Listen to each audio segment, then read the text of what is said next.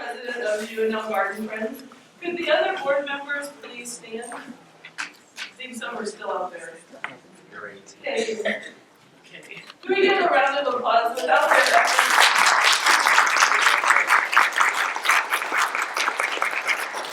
Without their efforts, this event wouldn't be possible. The mission of the UNL Garden Friends is to support and enhance the beauty and usefulness of the gardens.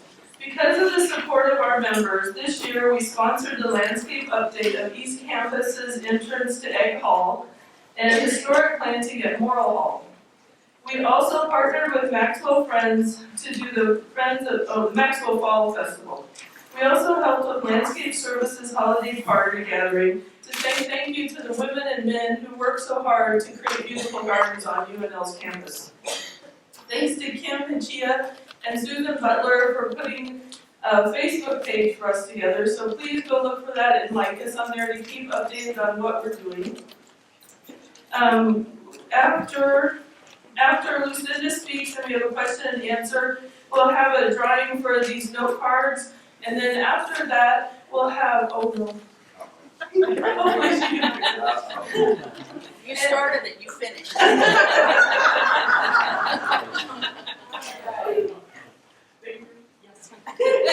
And after that, then we'll have a reception across the hall that everyone's welcome to attend.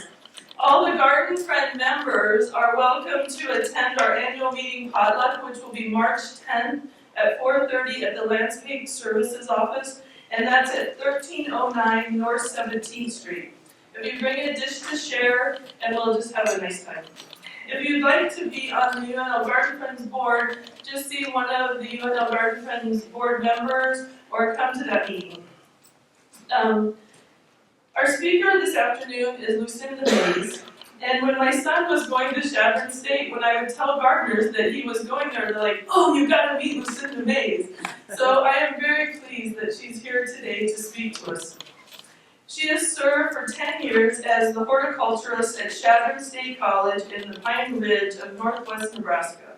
Ms. Mays also worked in public horticulture for more than 30 years, including 10 years hosting a segment of the popular PBS television program, The Victory Garden. She has worked at Iowa Public Television to create Iowa's Favorite Gardens, for several years writing garden articles for Southern Living magazine, and to contributed garden columns at the Chadron Record newspaper.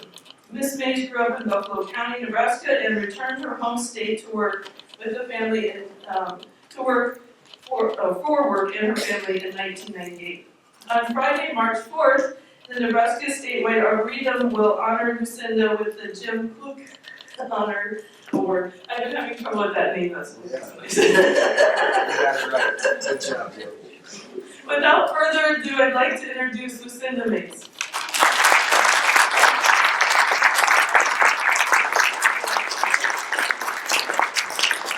Thank you very much. It's really a treat to be here. The weather's been fabulous. I drove down a couple of days ago. I got to see the cranes along the Platte River. And now I'm here hanging out with a bunch of gardeners. So to my mind, that's the best way to spend the day. One of the best things about getting together presentations like this is folks who have interests in gardening, things in the environment, get together, learn something new, and also share things with each other. And to me, that's what I carry away from this meeting, is I'm here to find out something today that I didn't know in quite a particular way, or I'll learn a new idea, and I hope that you will too. And I hope if you have questions, you'll ask them. Now, one of the things that I like to do is make sure that we all feel comfortable asking those questions and just feel settled in and ready to learn a little bit. So what I'd like you to do is, to the gardener on your left and the gardener on your right, introduce yourself. Take a minute to describe where you do your gardening.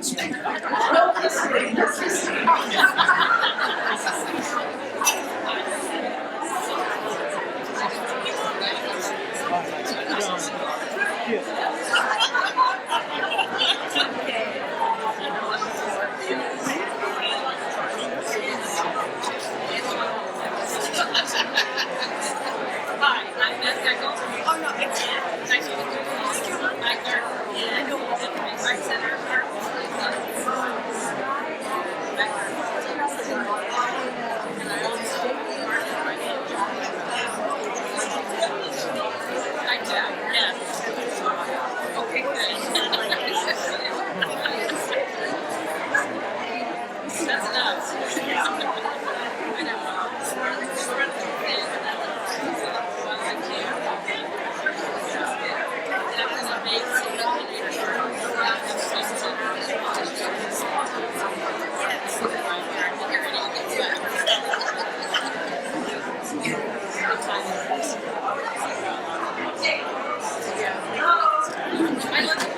sponsor anything.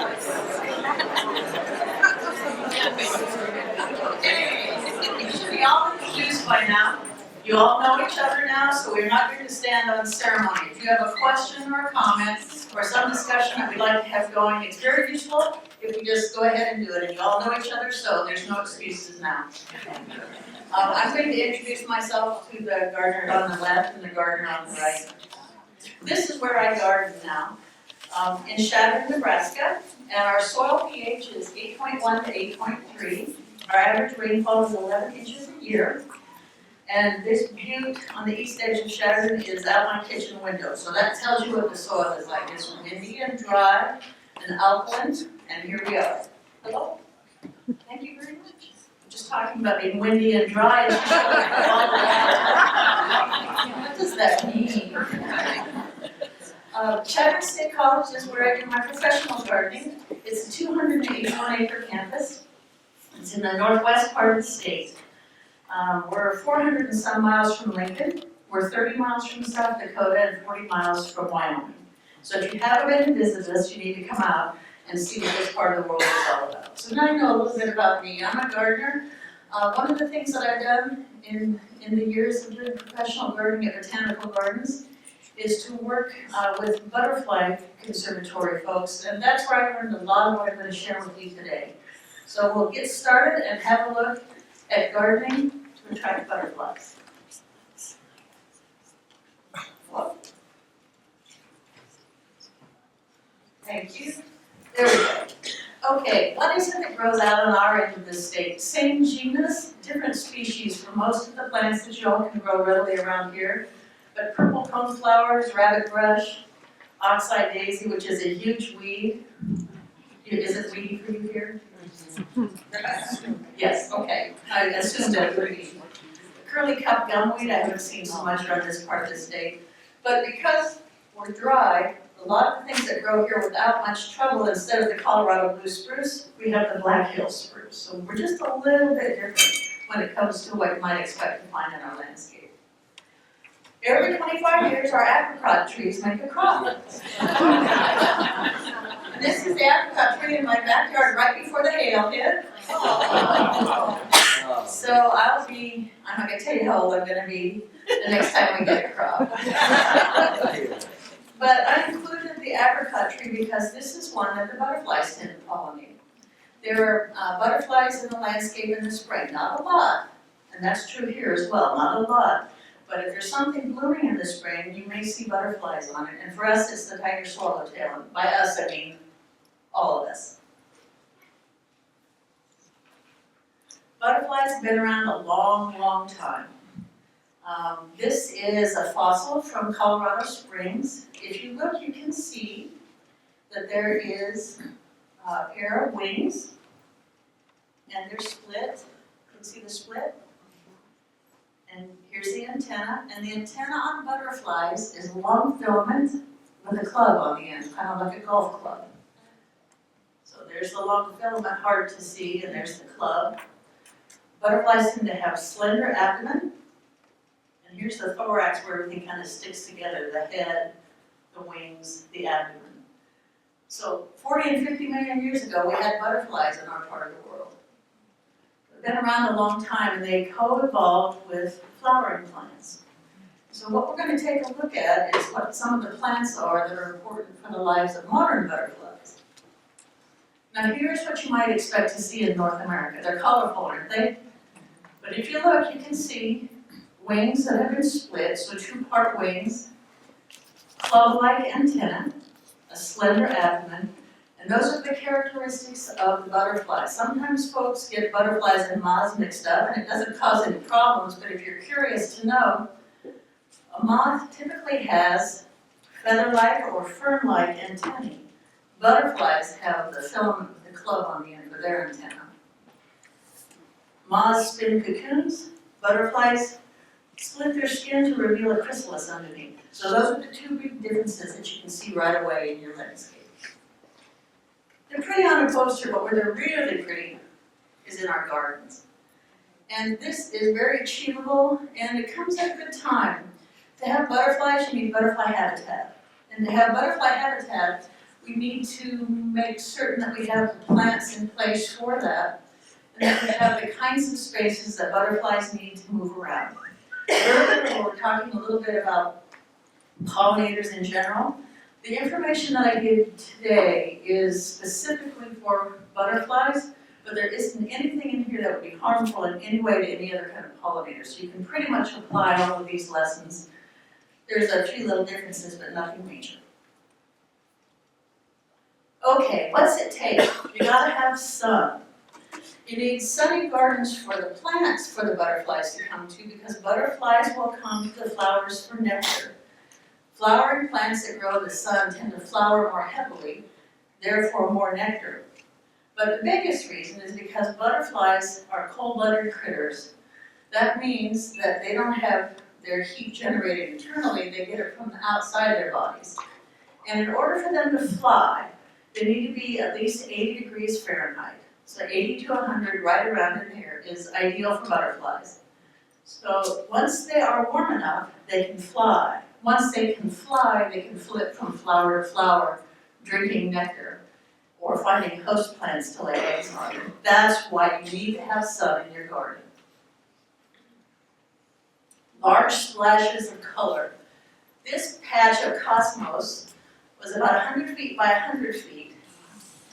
And that was part of a demonstration garden that we put together many years ago at Callaway Gardens to try to see what it was going to take to manage butterfly populations. If you haven't been to Callaway, it's outside Atlanta. There's a butterfly conservatory there. And back in the 80s when it was built, it was one of the first in the United States. There wasn't a lot of information on how to grow and manage butterfly populations in the conservatory, so we were scrambling. So I was growing things outside, the folks in the greenhouse were growing things inside. And one of the things that we discovered is if you want to attract butterflies, big splashes of color is a great way to do it. I learned a lot from the entomologists there about butterflies and what they need, and color is part of it. The reason is their eyes can perceive color. Now look at that big old googly compound eye. It doesn't look like our eye, but boy, it can perceive lots and lots of things. Patterns, which is important if you're going to be a butterfly that is mating with another butterfly, and you want to make sure you're doing the right species. It's important. But color is important, and so those eyes take in lots of information. And some of the colors that they see and respond to, yellows. They love yellows. I don't know, they love them. They go to them. Bright yellow, pale yellow, gold.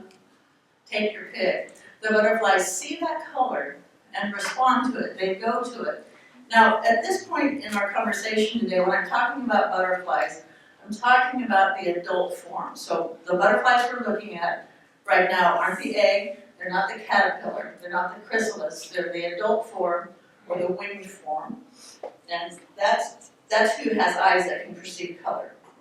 They really like gold, they really like anything in the purple range. And it doesn't have to be dark purple, but purple, lavender, pink, blue, any of those colors are perceived by butterflies and they're attracted to them.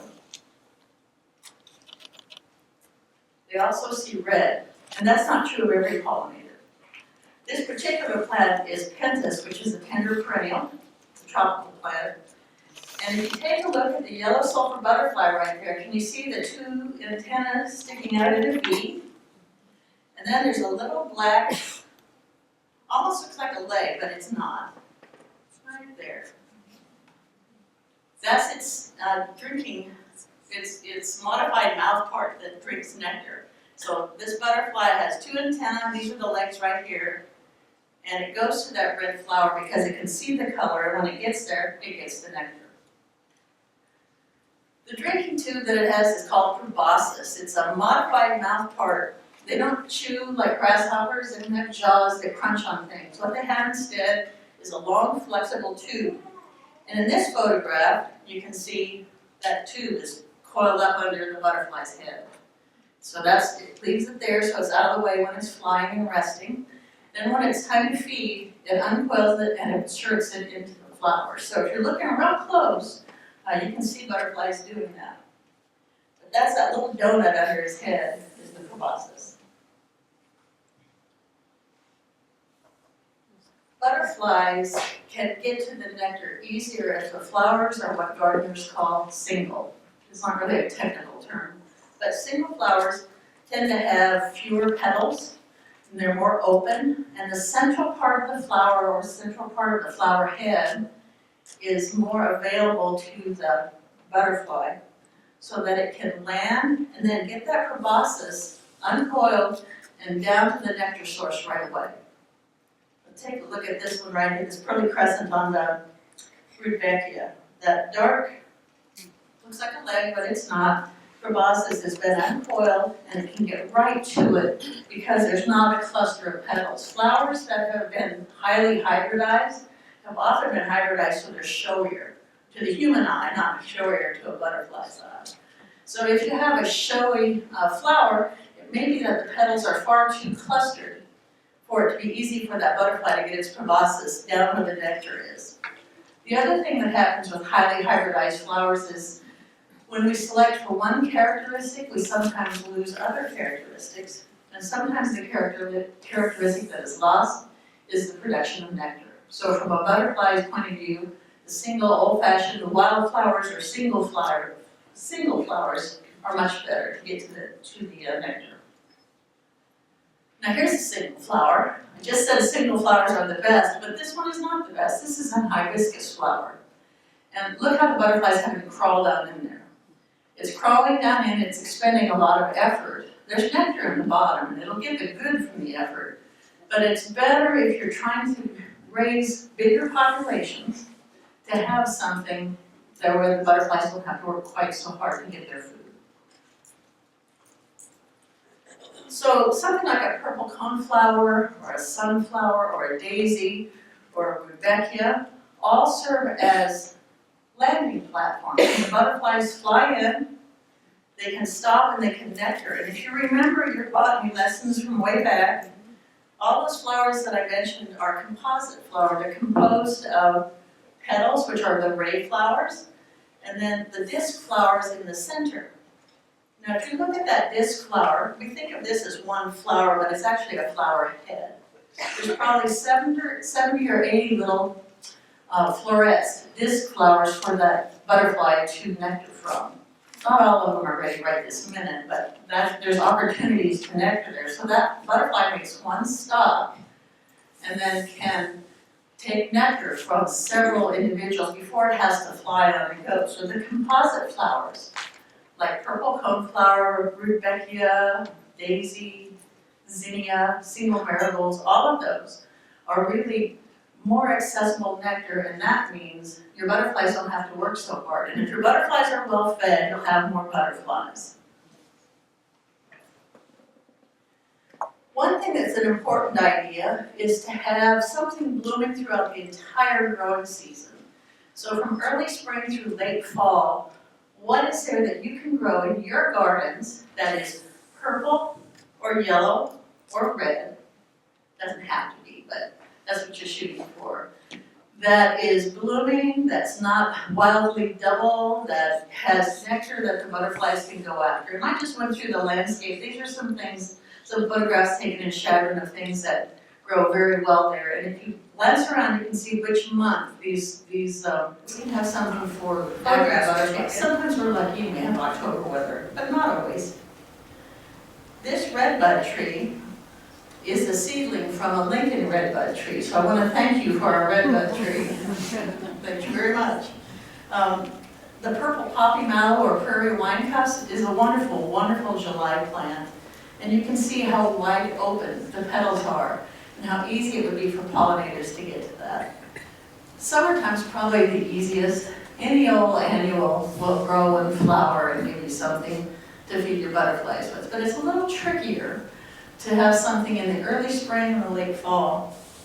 The jetfire daffodils I mentioned by name because they're one of the most reliable, very early daffodils. If you've ever gone shopping for daffodil bulbs, you'll see sometimes VE, that means very early. And the very early daffodils are more likely to have nectar than some of the more beautiful and taller hybridized daffodils, who are big, gorgeous things that have been hybridized out of their nectar. So Jetfire is one, February Gold is another, and any of the species daffodils tend to have nectar. So a pollinator will take them. It's not a prime plant, but it's worth having in the garden because it's an early plant and it does have nectar. And it's yellow so the butterflies can see it. All right. These are red buds.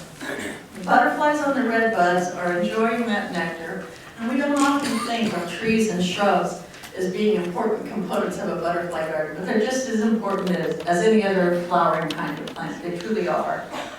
If you look at the little white butterfly, you can see there's an antenna, and there's the proboscis curving back into the flower. I can't see what the monarch's up to over there.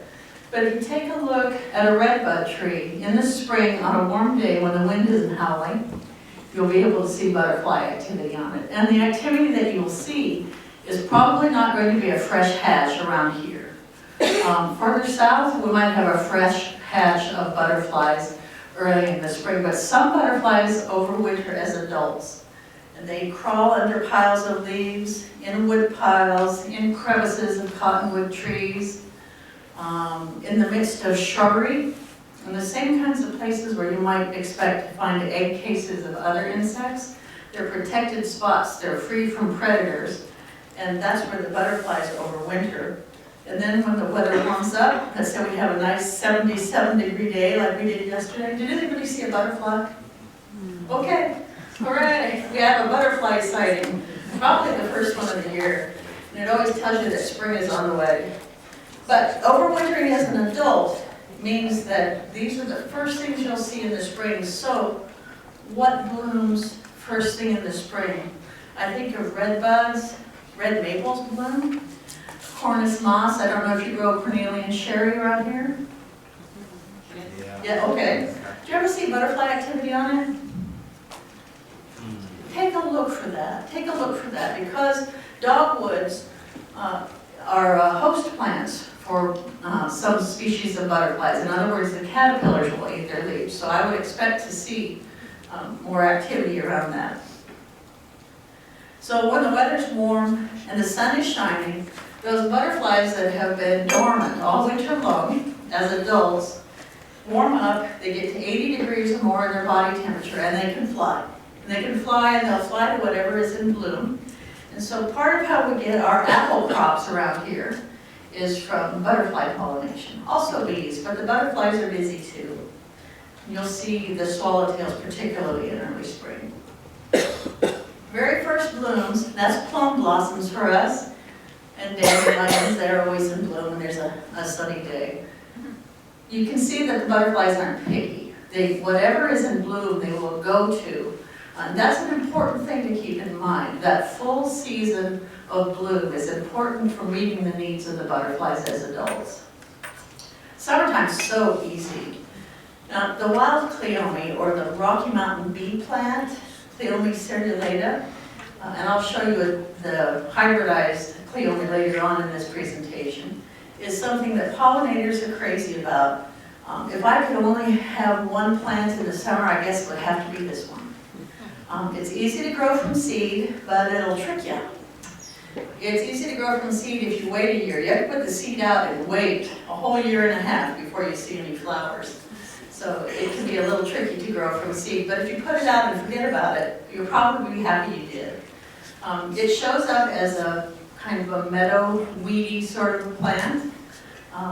After roadsides have been graded, sometimes out in the country in our end of the state, you'll see cleome blooming its head off, and then it goes away. It doesn't persist very long in the landscape.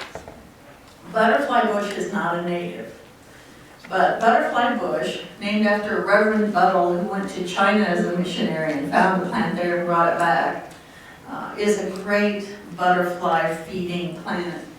If you look, you can see all those individual flowers, individual florets on that one single flower head. So there's multiple opportunities for the butterfly to get something to drink. And French marigolds are single marigolds. The singler, the more open they are, the better. And they're a very strong butterfly attractor, and I think it's simply because that color is just so intense. It's a saturated yellow or gold or red. That's my take on it. The butterflies aren't saying. It's autumn time when we see the highest population numbers, and that's true throughout the United States.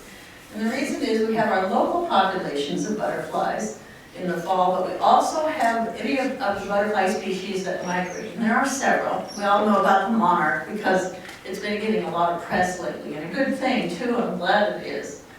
The sulfurs also migrate. There's several that do. And what they do is they go to warmer lands to live out the winter months, and then they come back up. But in the late summer and early fall, if you really want to see butterfly activity, that's when you put it on your calendar to see butterfly activity. They love the asters, just about any salvia you can think of. Gomphrena, which you might know as strawflower, is a plant that is an annual, very easy to grow from seed. And then here's the cleome that isn't the wild cleome. You can see that pink one called Rose Queen. The flower is the same, except instead of being this big, it's this big. But it still makes nectar, so that didn't get bred out of it. So it's still a very, very good butterfly feeding plant. If you want to know more about the monarchs, the Xerces Society is probably one source that you can get good information that would be useful if you were working with a school group or a club or something like that. Xerces is the name of an extinct butterfly. And the extinction was caused by man's activity. So this is a conservation group that named itself after the extinct butterfly that happened in the salt flats on the edge of San Francisco. And as San Francisco grew, the butterfly habitat went away, and so did the Xerces butterfly. So just Google them and you'll find out all kinds of information if you want to know about monarchs, and there's plenty to know. Now here's something that's not very beautiful perhaps, but absolutely essential in a butterfly garden that's going to meet the needs of butterflies in all of their life stages, and those are what are called host plants. The host plants are the ones that the butterflies eat when they're in their caterpillar phase. So a host plant might be a very specific plant. For example, monarchs eat milkweed. Now there are several species of milkweed and they'll eat those.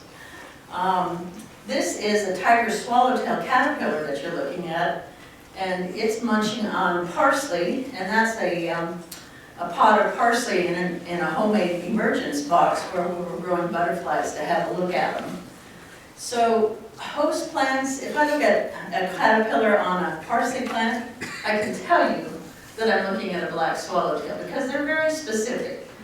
Although, the first time I ran into this caterpillar, it was identified to me as a celery worm in an agricultural pamphlet because they like celery, which is very close kin to parsley. So if you're trying to grow celery, I guess you probably won't want to see this fellow. But otherwise, you'll want to include parsley or dill or fennel or carrots or celery in your garden, and those will serve as host plants for the butterfly. There. See the butterfly eggs? Right here. 1, 2. Usually on the undersides of the leaves, but not always.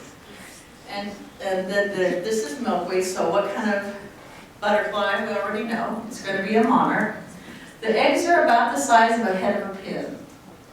And these two were freshly laid, and I can tell that because of their color. After an egg is laid, it lasts about 2 weeks in the egg form. And I'm going to give you some information that's pretty broad and pretty general, but it pretty much applies. A couple of weeks is how long this egg will stay in this form if nothing happens, if nobody flies by and eats it, or no gardener that doesn't want to share their parsley doesn't pluck it off. But if you see it in its yellow, it's fresh, and about 2 weeks later it'll turn dark as though it had spoiled. But it hasn't spoiled. You'll see a caterpillar coming pretty soon. So host plants, expect them to be munched to the ground.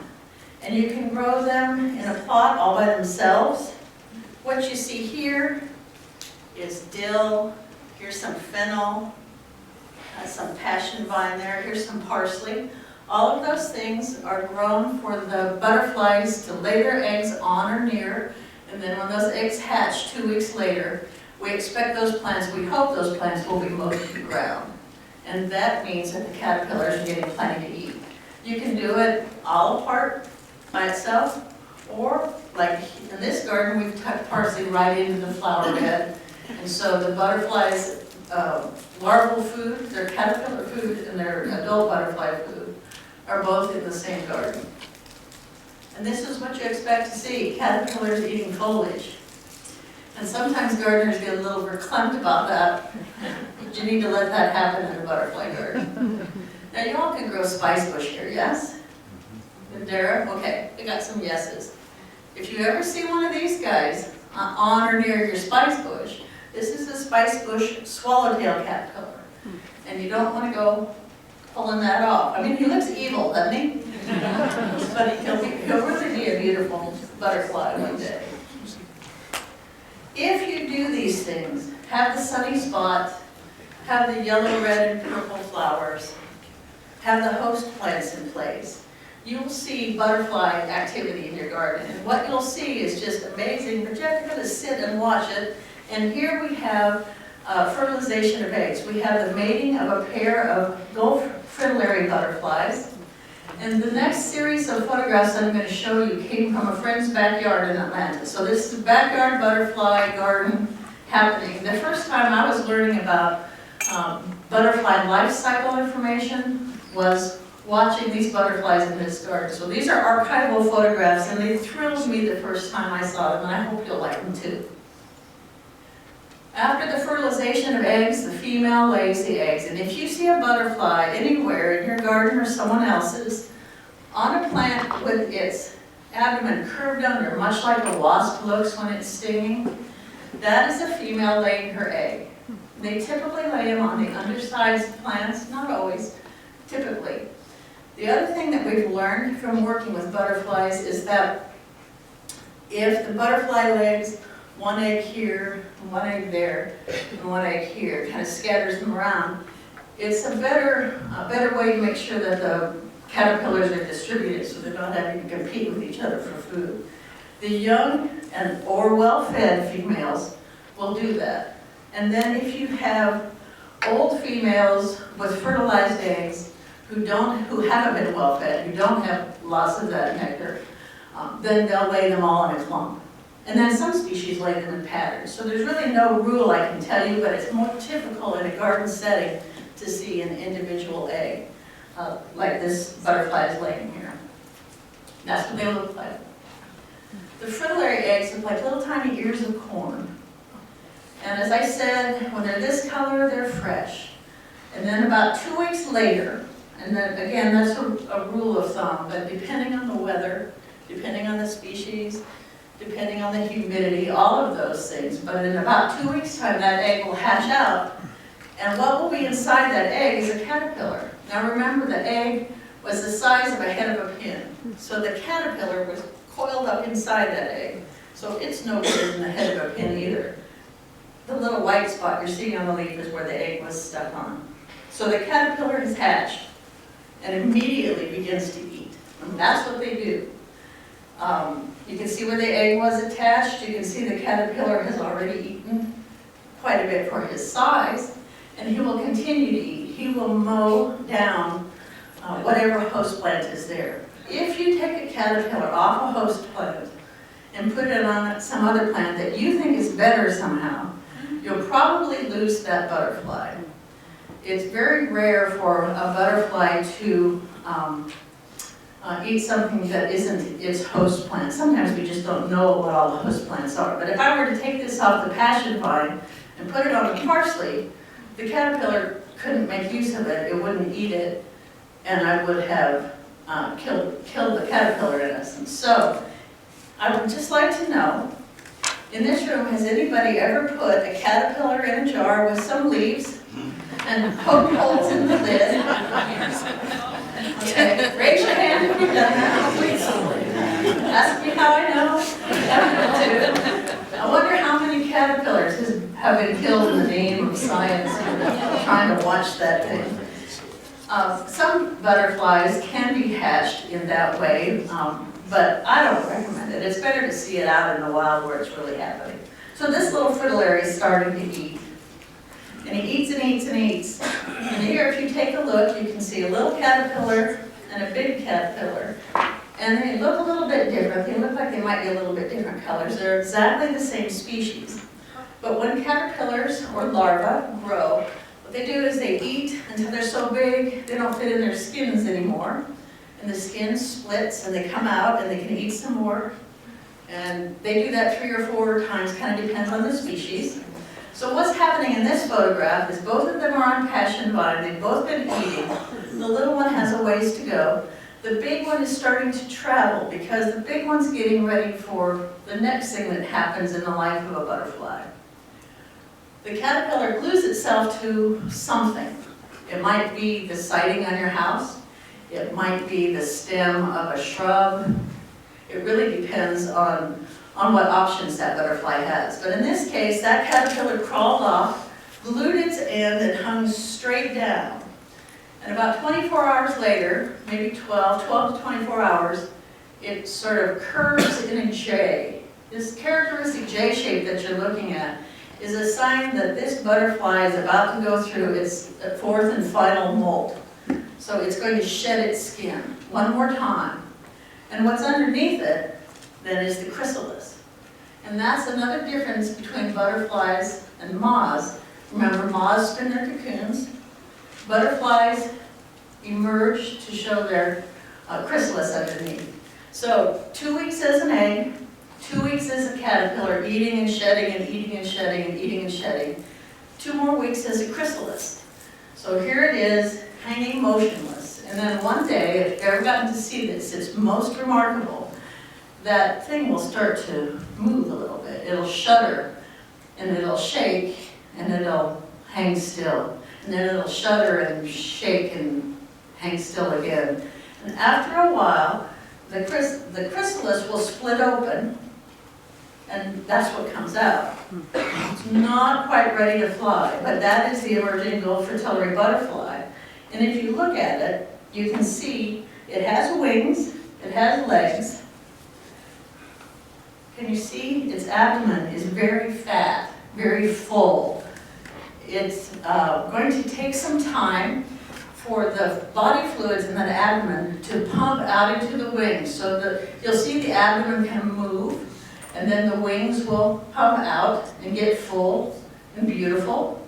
While that's happening, the proboscis is getting fixed too. This looks like a pair of antennae right here, but it's actually, remember that coiled tube?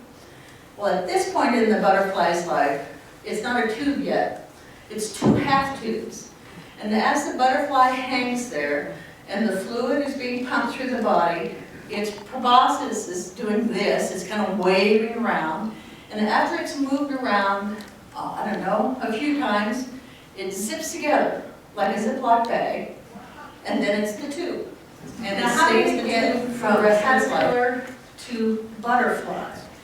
Inside that chrysalis, what happened? Well, you can't see it. And if you open up the chrysalis to look, you've done in the butterfly, so that doesn't work. What happens inside that chrysalis to go from caterpillar to adult form of butterfly is that the body essentially liquefies. And it becomes kind of a genetic, chunky soup. It's just broken down by enzymes. It's all goop. There are chunks of specialized cells kind of floating around, and there'll be a disc where that'll turn into the eyes. There'll be pieces that turn into the antenna. So they're specialized and they reform all in there. So that 2 weeks of chrysalis is what it takes to go from that caterpillar to what you see here. Now this part is the adult. It's just simply not ready to fly. And boy, the butterflies are so vulnerable at this point. Anybody that eats butterflies is going to be able to mess with them. So you always hope for the best on a butterfly, that they can make it past this point. That's what it looks like when it's ready to fly. Isn't that a beautiful thing? But you can see, slender body now, it's all pumped out, The wings are all spread out. Can you see these black and white polka dots? That's the antenna with the red club on the end. Yeah, pretty amazing, really. Now, 2 weeks as an adult, and it'll fly around, and during that time, it'll drink nectar, it'll look for mates, it'll be fertilized or will fertilize eggs, and then the whole cycle starts over again. So if you remember that picture from 7th grade, in your life science book, egg, pupa, or larva, pupa, adult, and then the arrows going around and around. To me, that's not nearly as descriptive as looking at a photograph to see what that actually looks like. But that's what happens, and we typically have 3 generations in our region of local populations of butterflies. So if you have a butterfly that's born here, summer, midsummer, and late summer, then that's about it. Question? So is that a male or female? You know, I'm not sure. Does anybody know? Do we have any entomologists in the group? Black dot. I heard something, but I couldn't hear what. Anybody know? The black dot on the wing, they're male, but it's usually, they're very specific, and that I can't tell, there's little black dots all over. Yeah, it's a little tricky to tell. Part of the way that butterflies are identified, somebody getting out their iPad here, looking at something in the back. The undersides of the leaves are specifically patterned as well. And sometimes you have to look at both sides. I'm sorry I don't know the answer to that question. It's a very good one. Now, I will go home and find out. Because, That's a southeastern species. well, the Gulf fritillary that we've been looking at is the southeastern species, but we have fritillaries here as well. Regal, Regal fertility. Okay, there, that one away. If you allow in your garden space for all those periods of the butterfly's life, then you're going to start seeing butterfly activity, and it's fun to watch. This is a pair of buckeyes nectaring on top, along with that bee, on top of some sedum. And they were at that plant all afternoon, and they would shuffle to the right until the one on the right fell off. And then flew around, and then they'd shuffle to the left until somebody fell off, and back and forth they went. So competitive behavior is certainly part of what you'll see when you get to watch the butterflies. Puddling is something that isn't completely understood by the research community, but it sure is observable. A puddle doesn't necessarily have to be standing water. It can be simply a low place in a gravel driveway. Just someplace where the ground is a little bit more moist than the surrounding area. And the butterflies will go, and instead of inserting their proboscis into a flower to get nectar, they'll insert the proboscis down into the soil to get, and here's where all of the discussion goes on about what it is they're actually getting, but some kind of mineral nutrients, certainly. The other thing that we know about butterflies that are puddling is the populations tend to do this about 2 in the afternoon. It's an early afternoon activity, typically, not always, sometimes late morning, and they're almost exclusively young males. So they get together and drink at 2 in the afternoon. And that's just science. Isn't that a funny thing? We're not so very far removed. Basking is something they do. Basking is an important activity in the life of an adult butterfly because it's got to be 80 degrees to go for the nectar and to go through courtship and mating. So any surface that gets warm will help a butterfly achieve that 80 degrees or so that's needed for flight. Sometimes you need that extra sunlight in the morning, sometimes you need it in the afternoon. It really depends on your setting at home. But I can tell you that I have never put a basking stone in my garden that didn't have my cat on it. So just be prepared for that. But the butterflies will find places to bask that the cat can't touch, like the side of your garage or on a roof. If you look, you'll sometimes see butterflies there. These are the kind of things that you can see in your garden if you have host plants. And I've chosen some photographs of the black swallowtail eggs and caterpillars and chrysalis because this is a species that can take being observed by humans without being too overwhelmed by it. Sometimes if you watch an animal too much, It's a little bit more than that animal can take. But these guys are toughies. So if you take a look, remember that egg was the size of the head of a pin. Now the caterpillars come out, and it's getting ready to eat. Pretty crazy. And this particular caterpillar is eating its shell. And that's not unusual. Many caterpillars eat their shell, unless the shell fell off during the hatching phase. Then we have the caterpillar on the dill. You see him here, he's eating. He's grabbing it with his little forelegs and eating. If you interrupt a black swallowtail caterpillar, these look like little horns, it'll stick those out at you to scare you off. They don't do anything, but they smell kind of bad. So if you happen to have these in your garden and you get a little too close and you see that little horn appendage come up and it smells like rotting something or other, then you know that you're supposed to be scared and leave them alone. Now this is not a flashy chrysalis, but can you see how it's attached to the stem? It's just like a lineman's belt, a lineman on a pole. I look at that, and that is a chrysalis. Again, 2 weeks, that's an egg. 2 weeks is a caterpillar, 2 weeks is a chrysalis, and then comes the butterfly. Now here's some tiger swallowtails sampling things in the garden. And the one in the middle, is that a plant you all know? It's kind of distressing, isn't it? I mean, there they are, they're beautiful, and they're on dung. But dung is attractive. I have seen in some formalized butterfly gardens little porcelain dishes filled with rabbit poo. I guess if you want to, that's okay. Put it in a little porcelain dish. But all kinds of nutrients are needed to be a good, healthy butterfly, and some of that is found in animal dung, particularly the dung of plant-eating animals. So it doesn't surprise me a bit. But they'll go after whatever's out there that they can get. Something else that you can see, and we don't think of it, maybe because we don't see it happening, is the butterflies hide in our gardens. They need to take a rest at night. They need to get out of the wind and weather. And lots of the plants that are in our gardens that we might not think of as butterfly plants are actually places for them to be protected in. Grasses, particularly clump grasses, are great for that. And vines. Vines are a good place to be a butterfly. This is American bittersweet growing on a wall, and the butterflies are always crawling up from that in the morning. So I know that's a good hiding spot.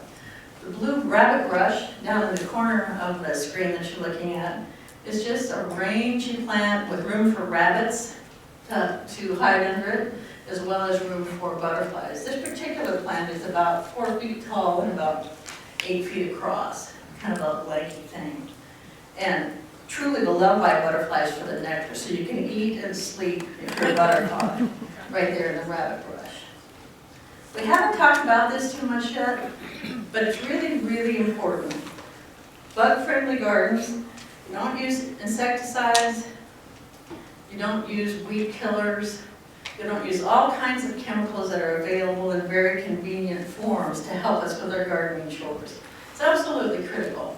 And that's because butterflies can take up whatever chemical we might be putting into the atmosphere. They can take it up so easily. Those caterpillar bodies are soft. They're covered with pores, and everything's taken up through those pores. Well, the caterpillars are affected that way. The butterflies breathe through spiracles or holes in their sides, so they can take it up that way. The egg can't get away from you. So if you're coating the egg with something and then a little caterpillar eats the egg, that can't be good. Chrysalises can't run away from you. So it's really important when you have things in your garden that you might be tempted to use even organic treatments for. You want to make sure that you use more of a mechanical treatment than organic treatment. And what I mean by mechanical is not machines, but hand picking. If you have problems with a plant that is attracting too much, let's say you don't like the aphids in your garden because they're doing a lot of damage. The butterflies can coexist with aphids, but if the gardener can, then the aphid-ridden plant should probably be removed from the garden so that you're not having a negative impact on this butterfly population that you're trying to get going. So when you think of things that are considered okay to use in your garden, maybe something like insecticidal soap, might be something that you've used. Boy, that's tough on caterpillars. That's really hard on caterpillars. It causes lesions in their skins. It kills them. So it's better if you can physically remove whatever the pest or weed problem is in your garden, rather than to go after it with something that will do a good job of getting rid of that weed or pest, but will also take a toll on your butterflies. So something to keep in mind. Does that include fertilizers? The question was, does that include fertilizers? If the fertilizer that's going into the ground is compost, or something that is actually a soil builder, a soil conditioner that is natural, then I am comfortable using that, if I know that it's good, clean compost.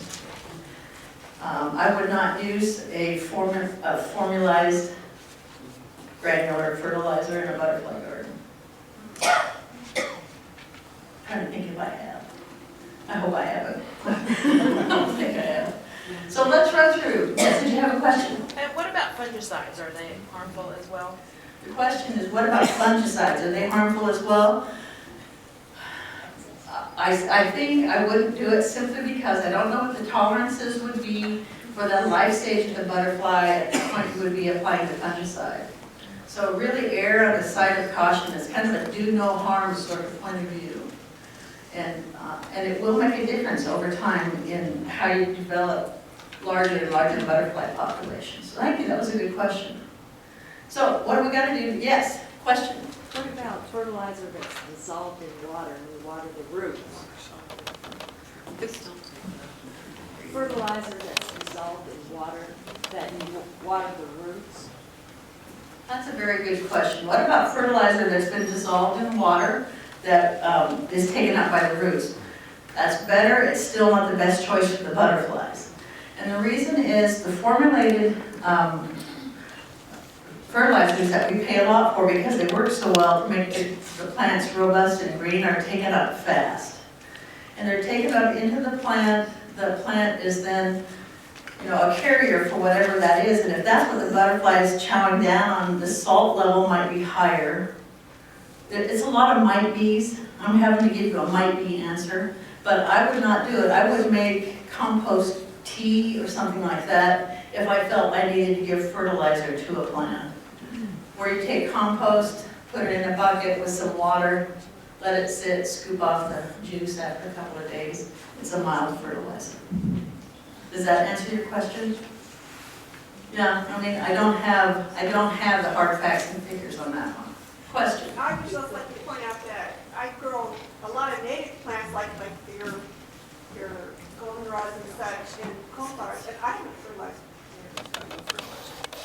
Okay.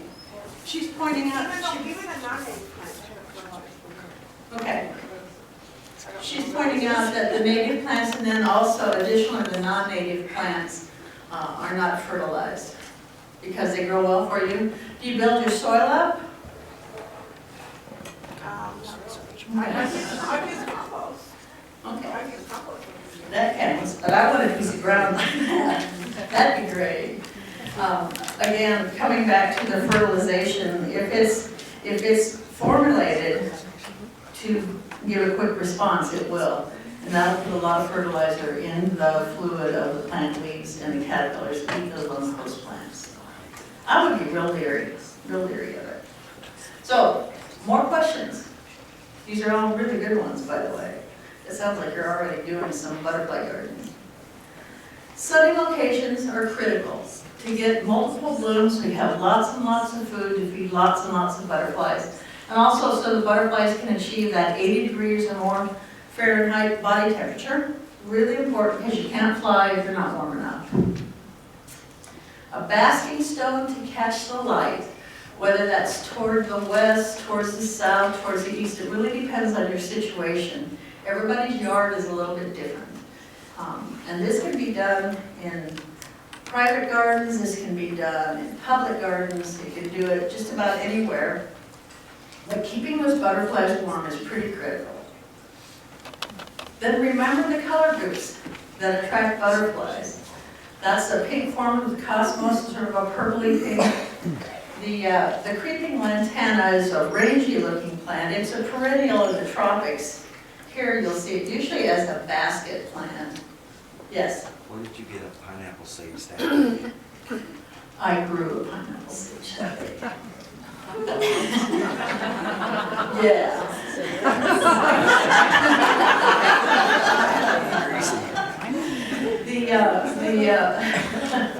That is pineapple sage. When you touch the foliage, it smells pineapple-y. Wow. It's covered with blooms. I grew it as a house plant for a couple of years because I like the foliage. Stuck it out in the garden the year that spring came early. That was in Chadron? Yes, it was. Huh? Okay then. Thank you. Who knows what's going to catch somebody's eye? The butterflies love this one, but this thing had a long growing season. It went in the ground as a big plant, Bob, and it had a lot of compost, so Right, yeah. yes. You could have told me it was Callaway and I believed you. Well, we did grow in Callaway. I know. Oh, okay. I'm just saying. The lantana is a creeping kind of rangy sort of a ditchweed in the southeastern part of the United States. For us, we tend to grow it in baskets, and it's an excellent, excellent butterfly plant. So remember those colors, red and purplish and yellowish. Remember also that single flowers are important so that the butterflies don't have to work so hard to get their food source, to get their energy. Whether it's a little zinnia or a coneflower or a rose, it doesn't really matter as long as it's open. Well, I said it doesn't really matter, and then you remember the picture of the hibiscus with the butterfly having to crawl down in it. Just think of what the butterfly's body looks like, how hard it's going to have to work to get that nectar, and that'll help you choose what flowers you want to add to your containers or to your gardens at home. And a seasonal succession of bloom is important too. Something in the spring, something in the summer, and summer's easy, a million things bloom in the summer, and then something in the fall. Asters are really butterfly magnets. It really doesn't matter too much which aster it is, although if it's a fully double form, that's not going to be as butterfly friendly as something that's open and single like this one is. The crimson clover is an agricultural seed that you can buy with a pound and throw out in the spring, and you get, or the fall before if the weather's kind, and then you can get an early spring bloom from that. Protection from the wind and weather is really important for butterflies, and I'm fond of vines. Vines look great in the landscape. They soften the bits of fences and buildings that you have, but they also do a marvelous service of providing a place away from predators so that butterfly can get in there and hide away. It's a good thing to have in a garden. Munching down your garden foliage. Maybe you'll put your host plants in the back of the garden where you don't have to look at it, but frankly, it's a wonderful thing to see. Because when you put a host plant out and you see a caterpillar on it, chances are the caterpillar that you see will be a butterfly in your garden in just 4 more weeks. Remember, 2 weeks is a caterpillar, 2 weeks is a chrysalis, and then it's a butterfly. It's really important not to believe everything you hear and read, because there's a lot of goofy, whimsical information about flying jewels in your garden. So go to sources that are absolutely reliable. The little golden books, do you remember those? The golden books have the Golden Book of Butterflies and Moths is absolutely one of the best. I think they're $5 or maybe $6 now. It's a little paperback book that fits in your pocket of your Levi's. And the information that you'll get includes an artist's drawing of the butterfly in its adult form. And an artist's drawing to me is more helpful if I'm trying to ID a butterfly I don't know, because a photograph will be the photograph of an individual. An artist's composite drawing of several individuals helps me understand what the pattern is likely to be like on that butterfly. The other thing that is in, Zim is the major author of this one. The other thing that's in Zim's book is what the caterpillar looks like if it is known, what the host plant looks like if it is known, and what the egg looks like if it is known, and a lot of that isn't known.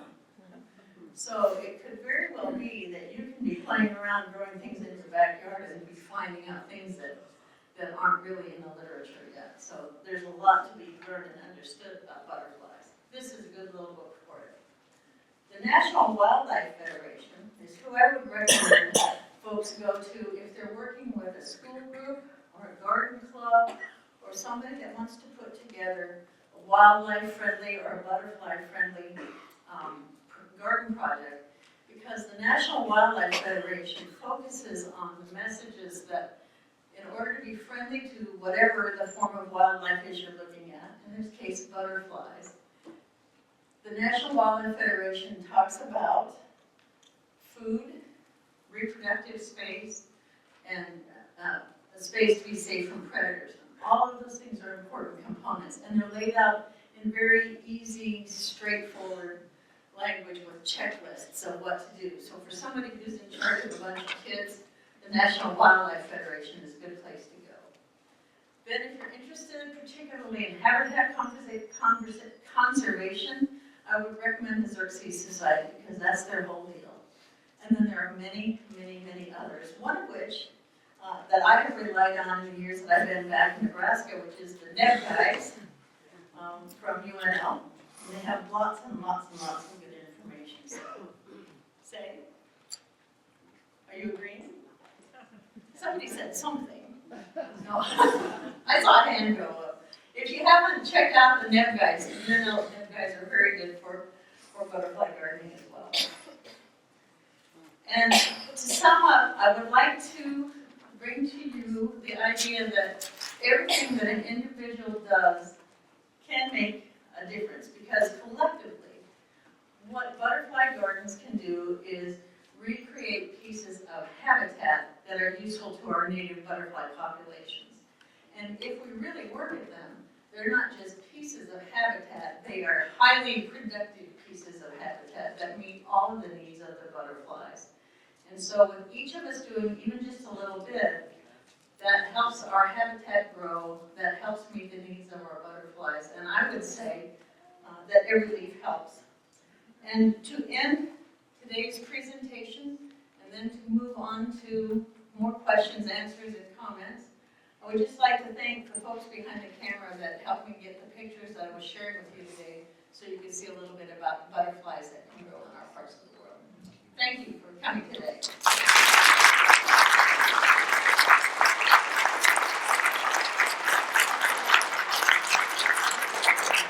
Okay, do we have questions or comments beyond? Yes, go ahead, comment. Lucinda, how do grasses fit into that?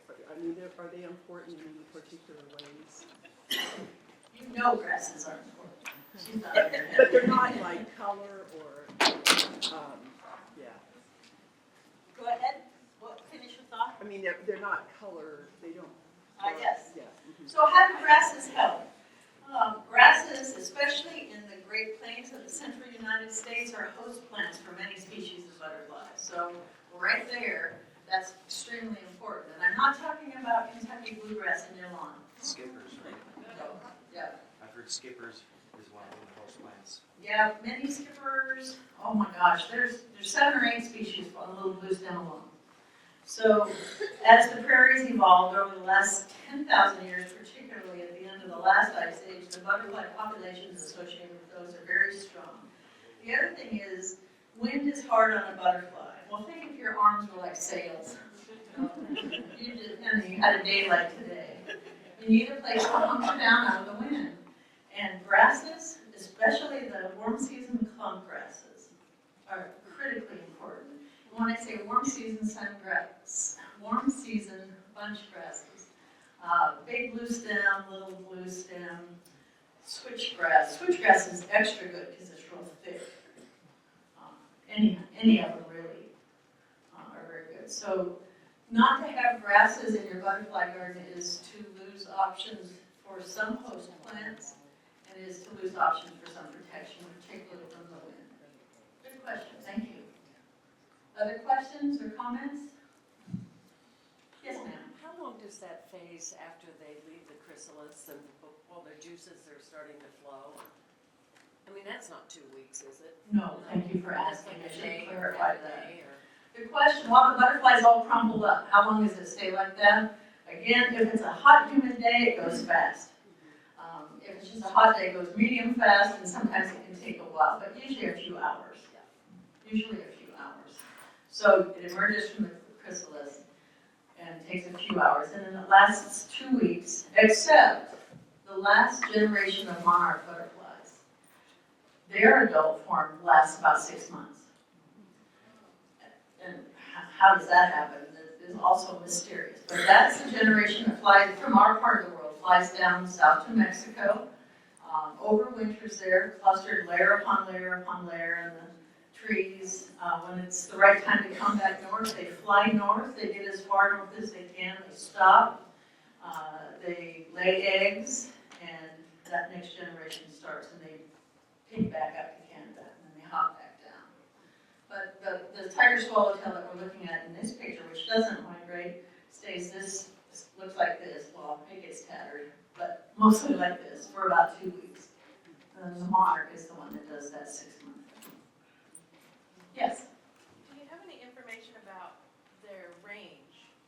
So like if your yard is great, but all around you is, barren, what, yeah. I mean, do you know, like, is 1 yard enough for several generations, or do you need like kind of connecting areas, or? These are excellent questions. And let's see if I can nod if I'm getting this right so that everybody can hear what you were asking. How big a butterfly garden is big enough, especially if you're surrounded by barren landscape? Is that Yeah, pretty much grass it? and trees. Yeah. Well, turf grass and trees help a little. Turf grass doesn't do much, but the trees do some things. Boy, that's a tricky one, and it kind of depends on how far you are, whether there's already existing population. There's a lot of variables, so there's not a real cut and dried recipe answer for you. I can't say that a city lot is plenty, I don't know that. But I can tell you that butterfly gardens that are surrounded by pavement and parking lots, like in a schoolyard, are likely to have butterfly activity the next year after planting. If they have a bright splash of color that's big enough to attract the butterflies in their adult form in the first place. And if you jammed it up with host plants so that of the different species that are there, they can all find something to lay their eggs on. Yes? Were a lot of your pictures that you showed up at Shattern and talk about the gardens you have up there that people come and see? Thank you, Bob. Most of the photographs of the plants that you saw were at Shattern. I think I pointed out the ones that weren't. And we have lots of different gardens scattered all over the campus. Again, it's a 281-acre campus. I put butterfly components into every single garden that I plant. I got hooked on butterflies in the 1980s, and I know how easy it is to choose one form that is more attractive to a butterfly than another, and I just always choose those forms. So if I want something tall and purple, I choose something I know the butterflies are going to go after. They like, what's that thing you see everywhere? Russian sage, they like that one. And the purple coneflowers, they like that one. You just can hardly go wrong. Yes? Liatris. No. Okay, No. Well, they do like it. I'm not going to say it out loud.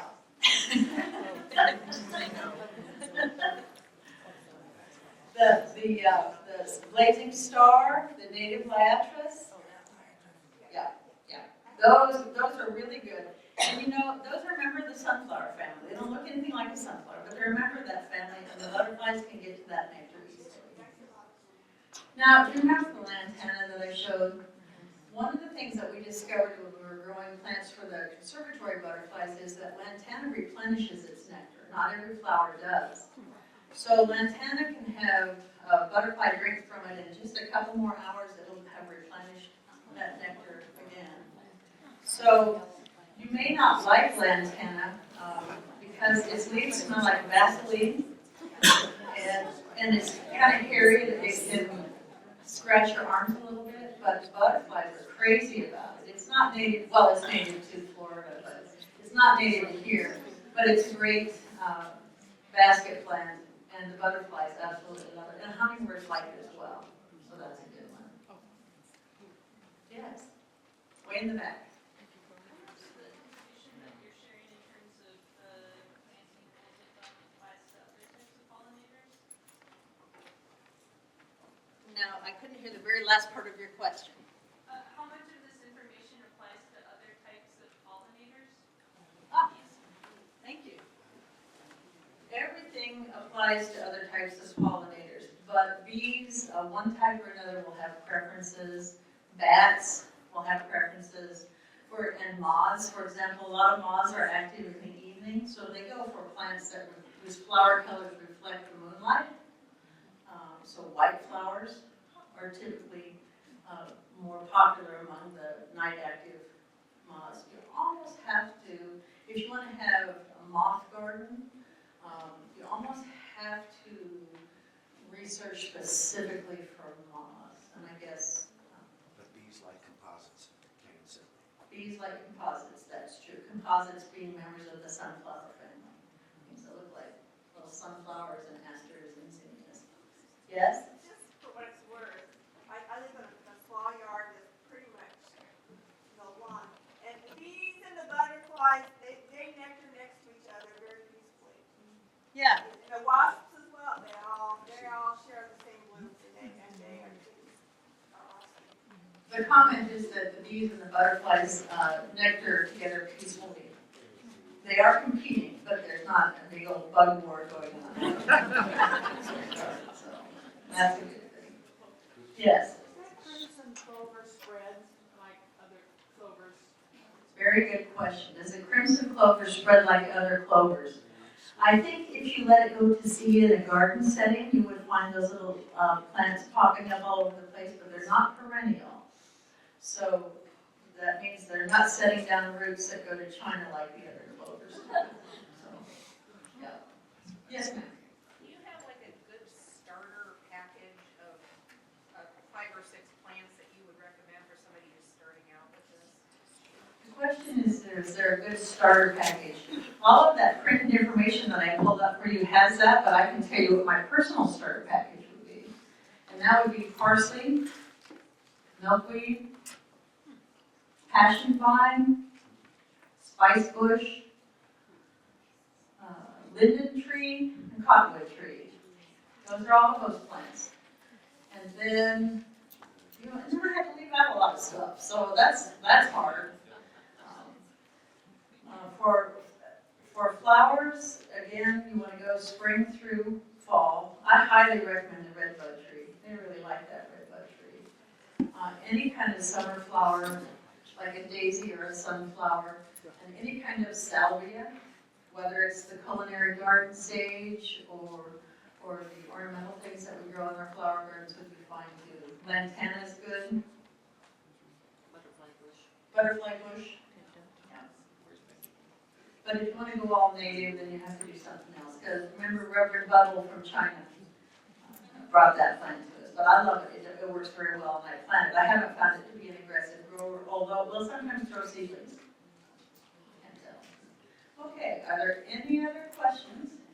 Last question, please. Real quick, when you said that the little blue stem was host to like 7 different kinds of butterflies, now do they lay their eggs on there and have the chrysalis on there also? Good question. We were talking about the little blue stem being a host plant to several kinds of butterflies. The question was, do they lay their eggs on there, and is that where you'll see the chrysalises too? And you cannot make those butterflies do what you want them to do. They'll eat that, and they may lay their eggs on it or near it. Then the caterpillars will eat only that, and then the chrysalis is formed on whatever supporting structure the caterpillar has crawled away and attached itself to.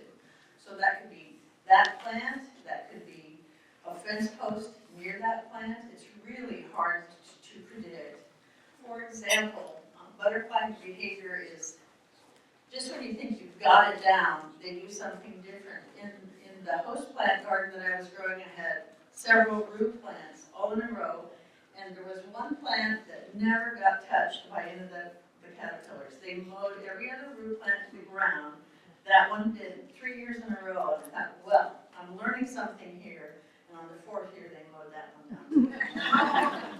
What I learned that I didn't know anything.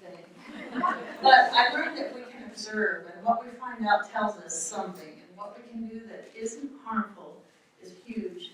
And when we know the good things to do that we can do, we should do them, because every little bit helps with an endeavor like this. Thanks again.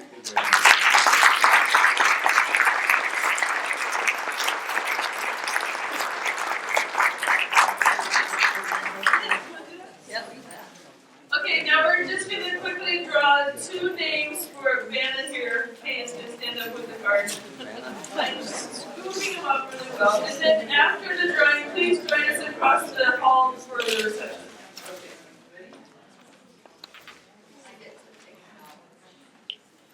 It says Patricia Schmitz. Are you here, Patricia? And it's back there in the green. Okay, make me walk. Well, there she is.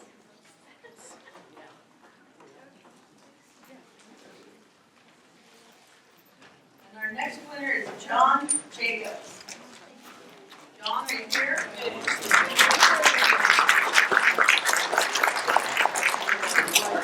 And thank you very much for coming today, and please join us across the hall for some reception.